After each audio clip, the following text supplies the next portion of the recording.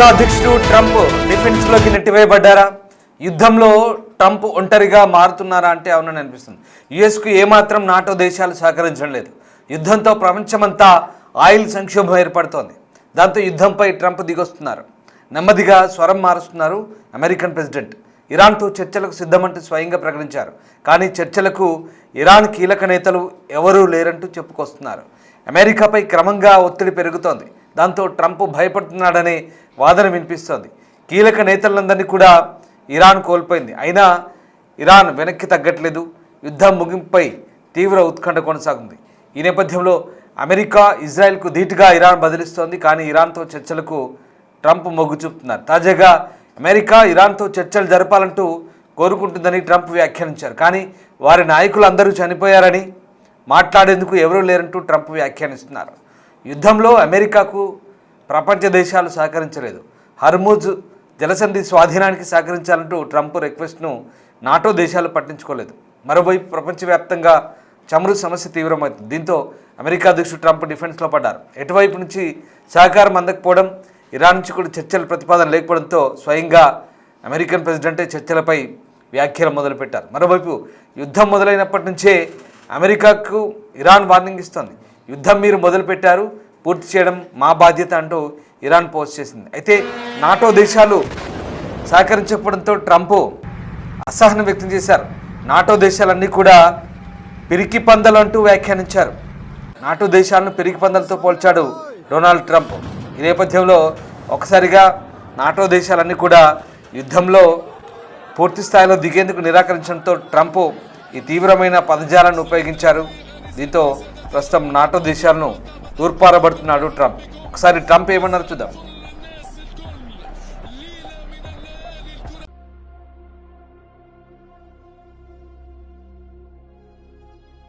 Their leaders are all gone. The next set of leaders are all gone.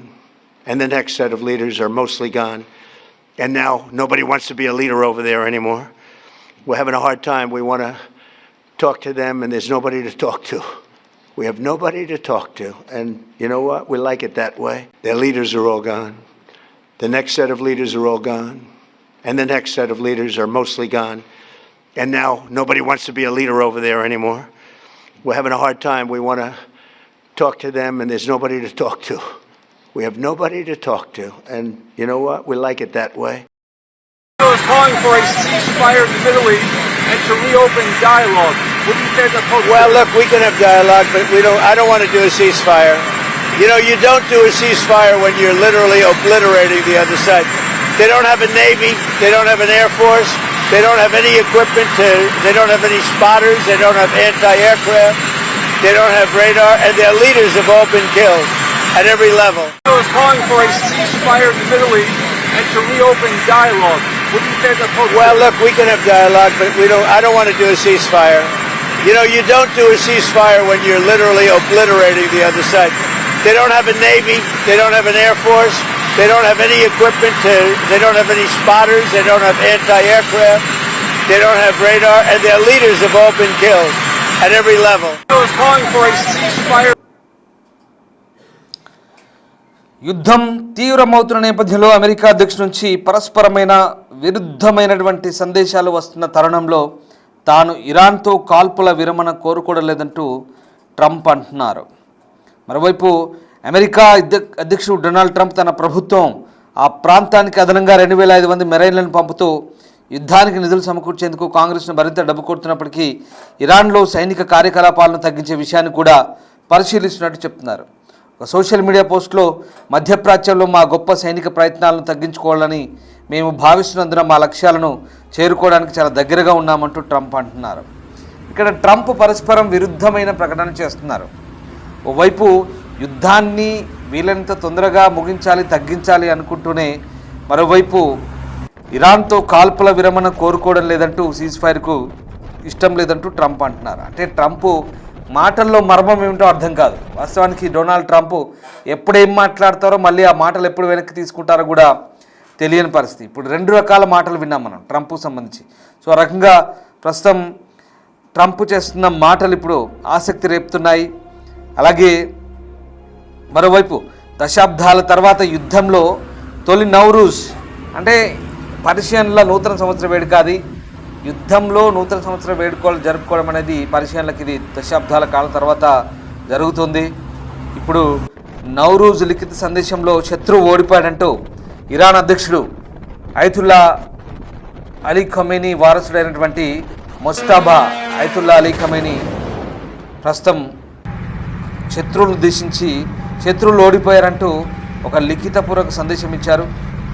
మరోవైపు ఇటు NATO దేశాలను cowards అంటున్నారు Trump. తనతో కలిసి రాకపోతే పిరికి పందల్లారా, మీరు పనికి మాలిన వెదవల్లారా అన్నట్టుగా మాట్లాడుతున్నారు. లిటరల్లీ దాని అర్థం అదే, పిరికి పందల్లారా, మీరు మీ దేశాల యొక్క వాణిజ్యాన్ని ప్రపంచంలో చమురు కొరత ఏర్పడితే దానికి మీరెందుకు సహకరించారంటూ చెప్తున్నారు. కానీ యుద్ధం మాతో రాలేదు, మేము యుద్ధంలో పూర్తి స్థాయిలో దిగలేదు, మాకేం సంబంధం అంటూ నాటో దేశాలు మొండికేస్తున్నాయి. దీంతో రెచ్చగొడుతున్నాడు. కోవర్డ్స్, పిరికి పందల్లారా అంటూ ట్రంప్ రెచ్చగొట్టే మాటల్ని నాటో దేశాలు అట్లా అన్నా కూడా ఏం పట్టించుకోవట్లేదు. సో అది పరిస్థితి. సో రకంగా 3 వారాల తర్వాత ఇరాన్ యుద్ధ లక్ష్యాల గురించి అమెరికా, ఇజ్రాయెల్ ఏమనుకుంటున్నాయో కూడా మనం ఆలోచిస్తే కనుక చాలా క్లియర్గా అర్థమవుతుంది. ఎందుకంటే చమురు ధరలు మరోసారి పెరగడంతో ప్రస్తుతం యూఎస్ స్టాక్ మార్కెట్లు కుప్పకూలిన నేపథ్యంలో ట్రంప్ నుంచి పరస్పర విరుద్ధమైన సందేశాలు కనబడుతున్నాయి. ఆ రకంగా ప్రస్తుతం ఇంధన ధరల అదుపులోకి తీసుకోవడం లక్ష్యంగా ఇప్పటికే నౌకల్లో లోడ్ చేయబడిన ఇరాన్ చమురుపై ఆంక్షలు ఎత్తివేసినట్లుగా ప్రభుత్వం ప్రకటించింది. సో ట్రంప్ సందేశం వెలువడిన కొద్దిసేపటికే White House press secretary Karoline Leavitt ఈ లక్ష్యాన్ని సాధించడానికి సుమారు 4-6 వారాలు పడుతుందంటూ ప్రెసిడెంట్ అలాగే పెంటగాన్ అంచనా వేస్తున్నాయని పోస్టులో చెప్తున్నారు.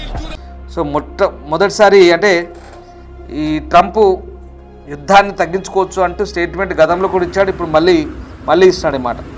ఇక 3వ వారం మొదలవుతుంది కాబట్టి ఇప్పటికే అమెరికా సాయుధ దళాలు అసాధారణంగా పనిచేస్తున్నాయి. రోజు రోజుకి ఇరాన్ పాలన బలహీనపడుతుంది. అమెరికాకు మన ఇతర దేశాలను బెదిరించే వారి సామర్థ్యం తగ్గిందంటూ అమెరికన్ ప్రెస్ సెక్రటరీ చెప్తారు. ఒకసారి సరే, అమెరికా మాటలు ఎట్లా ఉన్నా ముస్తాబా ఖమేనీయే,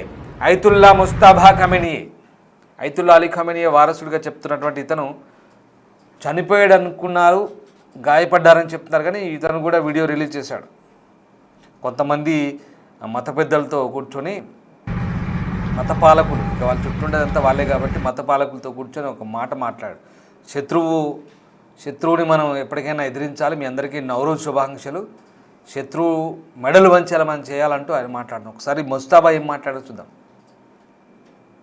در حال حاضر در اثر وحدت عجیبی که بین شما هموطنان با همه تفاوت خواستگاه‌های مذهبی، فکری، فرهنگی و سیاسی ایجاد شده، در دشمن شکستگی به وجود آمده است. در حال حاضر در اثر وحدت عجیبی که بین شما هموطنان با همه تفاوت خواستگاه‌های مذهبی، فکری، فرهنگی و سیاسی ایجاد شده، در دشمن شکستگی به وجود آمده است. در حال حاضر در اثر وحدت عجیبی که بین شما هموطنان با همه تفاوت خواستگاه‌های مذهبی، فکری، فرهنگی و سیاسی ایجاد شده، در دشمن شکستگی به وجود آمده است. در حال حاضر در اثر وحدت عجیبی که بین شما هموطنان با همه تفاوت خواستگاه‌های مذهبی، فکری، فرهنگی و سیاسی ایجاد شده، در సో ఇది ముస్తాబా చెప్తుంది ఏంటంటే శత్రువు ఓడిపోయాడు ఆల్రెడీ అంటే ముస్తాబా చెప్తున్నాడు. ఇక ట్రంప్ చెప్పేదేమో ఇరాన్పై కార్యకలాపాలను తగ్గించుకోవడం కోసం అమెరికా ఆలోచిస్తుంది. అయితే చమురు రవాణాకు కీలకమైన హర్మూజ్ను మాత్రం ఇతర దేశాలు తప్పనిసరిగా కాపాడాలంటూ ట్రంప్ అంటున్నారు. అమెరికా తన దురాక్రమణను ఆపడానికి సిద్ధంగా ఉన్నట్లు కనిపించట్లేదంటూ ఇరాన్ విదేశాంగ మంత్రి అబ్బాస్ అరాక్చి అంటున్నారు. అలాగే నతాంజ్ అణుక్షేత్రాన్ని మరోసారి లక్ష్యంగా చేసుకున్నారంటూ ఆయన విమర్శించారు. సో ఇరాన్ డిగో గార్సియాపై 2వ బాలిస్టిక్ క్షిపణులు ప్రయోగించిందని, అయితే వాటిలో ఏది చాగోస్ దీవుల్లో అమెరికా, యూకే సంయుక్త స్థావరాన్ని తాకలేదంటూ అమెరికా మీడియా నివేదిస్తుంది. డిగో గార్సియా అనే దీవుల్ని 4000 కిలోమీటర్ల దూరం పోయి వీళ్ళ మిసైల్స్ అటాక్ చేసినట్టుగా వార్తలు కూడా వస్తున్నాయి. సో ఈ నేపథ్యంలో ప్రస్తుతం ఇది కూడా ఒక హాట్ టాపిక్గా మారుతుంది. ఇప్పుడు ఇంధన ధరల యొక్క యుద్ధం కొనసాగుతున్న నేపథ్యంలో వాటి ప్రభావాన్ని అరికట్టడానికి సముద్రంలో నిలిచిపోయిన ఇరాన్ చమురుపై ఆంక్షలను తాత్కాలికంగా ఎత్తివేస్తున్నట్టుగా అమెరికా చెప్తోంది. మరోవైపు రాత్రికి రాత్రి టెహ్రాన్ అలాగే బీరూట్లపై కొత్తగా ఇజ్రాయెల్ దాడులు చేస్తోంది. తాము డ్రోన్లు, క్షిపణులు అడ్డుకున్నామని సౌదీ అరేబియా, కువైట్, ఇజ్రాయెల్ దేశాలు ఇరాన్కు సంబంధించినటువంటి మిసైల్ విషయంలో వాళ్ళు స్టేట్మెంట్ ఇస్తారు. సో యుద్ధం 4వ వారానికి చేరుకుంటున్న తరుణంలో గల్ఫ్ ప్రాంతం అంతా కూడా సంధి దశలో ఉందంటూ ప్రస్తుతం వార్తలు అయితే వస్తున్నాయి. సో మొత్తం మీద ప్రస్తుతం ఉన్నటువంటి పరిస్థితుల్లో ఇటు అమెరికా అధ్యక్షుడు రకరకాల మాటలు మాట్లాడుతున్నారు. ఒకసారేమో ఖచ్చితంగా యుద్ధాన్ని సైనిక చర్యలు తగ్గించుకుంటామంటూ ఒకసారి చెప్తూనే మరోవైపు ఇక తాము ఇరాన్తో కాల్పుల విరమణ కోరుకోవడం లేదంటూ మరోసారి చెప్తున్నారు. సో మరి ఈ ట్రంప్ ఎప్పుడేం మాట్లాడతాడో ఎవరికి తెలియదు. ఎందుకంటే ఇక్కడ విమర్శలు వస్తున్నాయి. ప్రధానంగా వీళ్ళు యుద్ధం మొదలుపెట్టారు, కానీ ఇక్కడ చమురు ధరలు పెరగడంతో మిగతా ప్రపంచమంతా కూడా ద్రవ్యోల్బణము, అలాగే చమురు ధరల పెరుగుదల, ఆర్థిక సంక్షోభం ప్రారంభమవుతుంది. ఇది కనుక ముదిరితే చాలా దారుణంగా ఉంటుంది పరిస్థితి. సో దాంతో ఒత్తిడి పెరుగుతుంది. దాంతో ఇక యుద్ధాన్ని ముగింపు దశకు తీసుకొస్తామంటూ అంటూనే మాకైతే సీజ్ ఫైర్ ఇష్టం లేదు, కానీ యుద్ధాన్ని అయితే తగ్గించుకునే ఆలోచనలు ఉన్నాయంటున్నారు. మరోవైపు మెరైన్ కమాండోలు వస్తున్నారు. ఏంటో ట్రంప్ వైఖరి ఏంటో అది అర్థం కాని పరిస్థితి. సో ఇది సిచ్యువేషన్. ఇరాన్ మాత్రం ప్రతీకార దాడులు చేస్తూనే ఉంది. మరోవైపు వాళ్ళ కొత్త సంవత్సర పండుగ నవరూజ్కు అటు వాళ్ళ ఇప్పుడు ఈ ముస్తాబా విషెస్ చెప్తున్నారు, అటు రష్యా నుంచి విషెస్ వచ్చాయి. బెంజమిన్ నెతన్యాహు కూడా విషెస్ చెప్పాడు వాళ్ళకి. విచిత్రంగా ఉంది. యుద్ధంలో రకరకాల పరిణామాలు చోటు చేసుకున్నాయి, కానీ ఒక్కటి మాత్రం నిజం, యుద్ధాలు మొదలు పెట్టేది అలాగే ముగించేది ఎప్పుడు అనేది అర్థం కాని పరిస్థితి. మొదలు అయితే పెట్టారు, కానీ ఎప్పుడు ముగుస్తుందో కూడా తెలియని పరిస్థితి. ఎందుకంటే విరుద్ధమైన ప్రకటనలు ఉన్నాయి. మీరు మొదలు పెట్టారు, మేము ముగిస్తామంటూ ఇరాన్ చెప్తోంది. దీన్ని బట్టి ఇది దీనికి అంతం ఎప్పుడో అర్థం కాని పరిస్థితి. కానీ ఒక విషయం మాత్రం నిజం, ఇక్కడ సామాన్యులు సమిధలు అవుతున్నారు. మొదటి రోజే 165 మంది పిల్లలు సమిధలుగా మారారు. తర్వాత చాలామంది పౌరులు మరణిస్తున్నారు.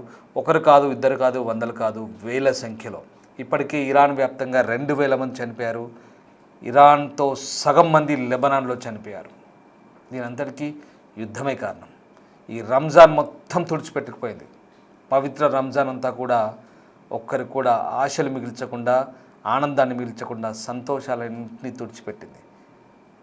కారకులు ఎవరో, కారణం ఏంటో సమాజమే. అలాగే అక్కడి సమాజం లేదా అక్కడి పాలకులు, వాళ్ళు తీసుకునే నిర్ణయాలు, ఇవన్నీ కూడా దాని మీద ఆధారపడి ఉంటాయి.